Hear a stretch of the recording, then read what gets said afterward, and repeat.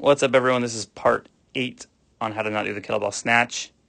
This one's tough to film because it's really kind of subtle to see, so I'm going to try to make this simple without over-explaining it. I'm going to show you, I think, 2 to 3 bad ones, 1 good one, and then 1 more bad one. Let's roll clip.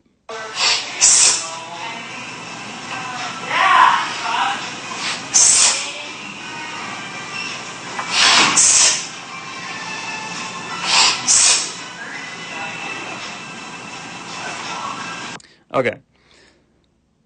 The main thing here to keep in mind is that when I'm doing a snatch, I need my weight on my heels.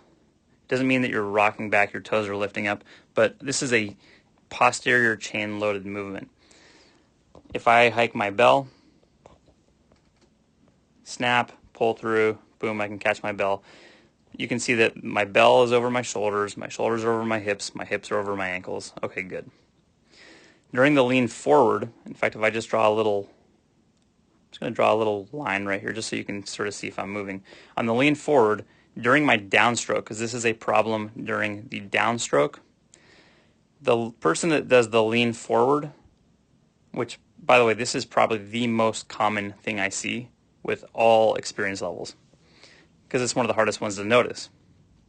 On my downstroke, rather than staying in the standing plank position, my weight should be over my heels the entire time. As I begin my downstroke, my body has fallen forward. All my weight right now is on the front of my foot. That's going to change a lot of different things. And I want to do a huge video on how this changes the physics of this up.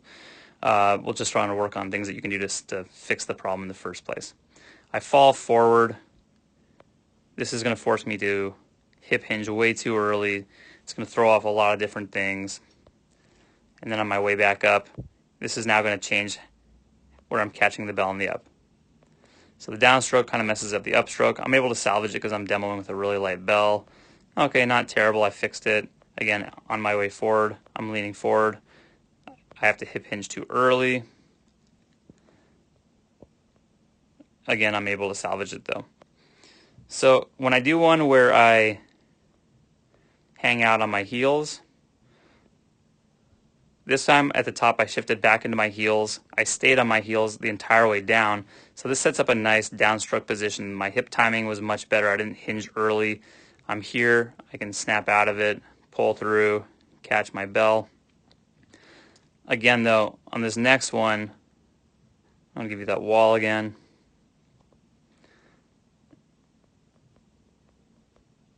Big lean forward. I mean, you can see my entire body rocks forward in front of that line, and then I begin my downstroke, which is going to really affect the upstroke.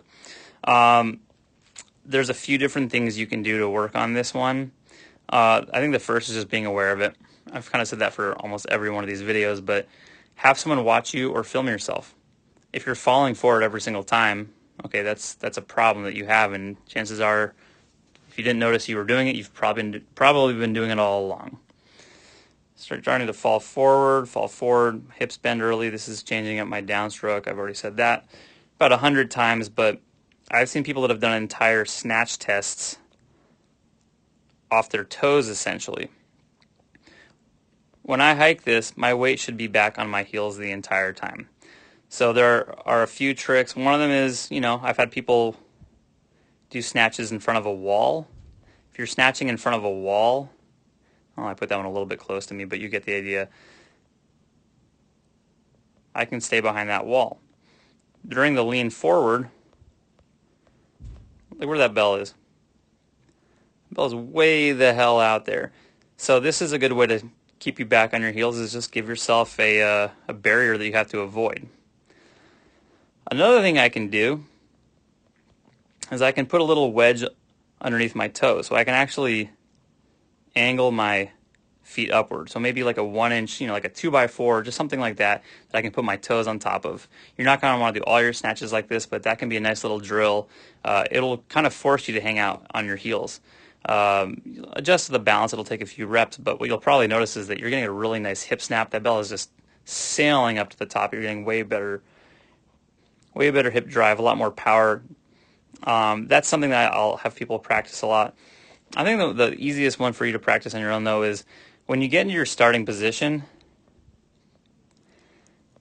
connect your feet to the ground. When I set my feet, when I do these properly, the first thing I do is I try to grab the ground with my toes. Okay? I'm in socks. Most of the time I'm in bare feet. I will literally just try to squeeze the carpet.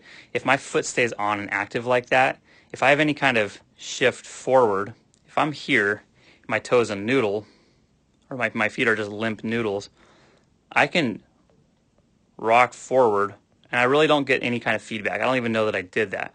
If my foot is on and active, if I start to rock forward, I will feel immediately that weight shift into my toes. My toes will be a little bit, they're little sensors. They will tell me right away, hey, you are on your toes. That is no good. So really just make sure that your feet stay active, because they will give you, 99% of the feedback right there. Then you can kind of knock that one, nip that one in the bud. What else? I think the last thing that you can also do to work on this is slow down the pace of your snatches. This is really common in people that are going for time. If you're training for something like the snatch test, you're not necessarily going to have long pauses at the top because you're on a timer. Well, pick a few days where you're doing snatches, and you just do snatches where you one snatch, pause at the top, count to 5. While you're doing that, make sure your weight is in your heels. Regrip your feet, go through all the little checks, but just ask yourself, am I actually over my heels? And then begin your downstroke. Again, lean forward. I'm going to readjust, put my weight back in my heels, and go, okay, now I can feel my weight's back in my heels. So, again, this is going to be one where you really might want another coach's eye. My coach, Andrea Chang, she's a master at SFG.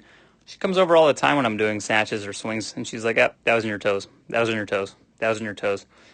And I've been doing this for a very long time, and half the time I'm like, oh, I didn't even realize it. But now that you say that, I can feel the difference.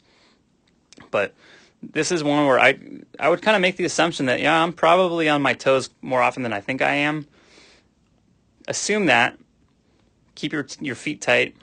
Make sure you're taking time at the top to keep your weight over your heels.